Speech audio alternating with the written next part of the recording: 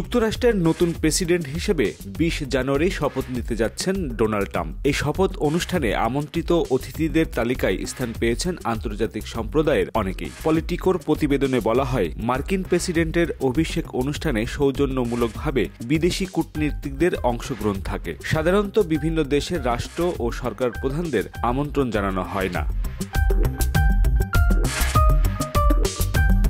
Trump অবশ্য প্রচলিত রীতিনীতির ধার ধারেন না। তিনি তার শপথ অনুষ্ঠানে অনেক বিদেশি নেতাকে আমন্ত্রণ জানিয়েছেন। তালিকায় ইউরোপের মধ্যপন্থীদের বাদ দিয়ে অনেক কঠোর ডানপন্থী ও জাতীয়তাবাদী রাজনীতিবিদদের আমন্ত্রণ জানাতে দেখা গেছে। তবে শপথ অনুষ্ঠানে চীনের প্রেসিডেন্ট শি জিনপিং আমন্ত্রণ পেলেও ভারতের প্রধানমন্ত্রী নরেন্দ্র মোদীর নাম নেই আমন্ত্রিত অতিথিদের তালিকায়।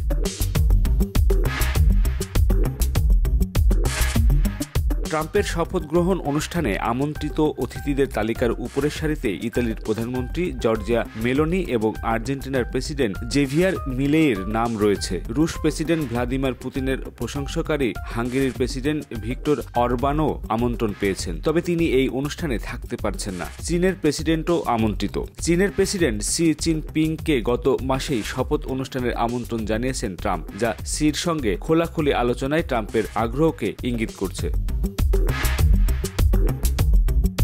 তবে বাস্তবতা হলো, যুক্তরাষ্ট্রের প্রেসিডেন্ট অভিষেক অনুষ্ঠানে কোনো চীনা রাষ্ট্রপ্রধানের উপস্থিতি হওয়ার নজির নেই। শি জিনপিং চাইলেও তার উপস্থিতি থাকার সম্ভাবনা নেই বললেই চলে, কারণ চীনের জ্যেষ্ঠ নেতাদের বিদেশ ভ্রমণের ক্ষেত্রে দেশটি বেশ কঠোর নীতির অনুসরণ করে। ভ্রমণ পরিকল্পনা চূড়ান্ত করতে কয়েক মাস লেগে যায়, কিন্তু শি উপস্থিত না থাকলেও এই অনুষ্ঠানে একজন ঊর্ধ্বতন কর্মকর্তাকে পাঠানোর মধ্য দিয়ে তিনি নিশ্চিতভাবে ট্রাম্পের কাছে শুভেচ্ছা বার্তা পৌঁছে দিতে চান।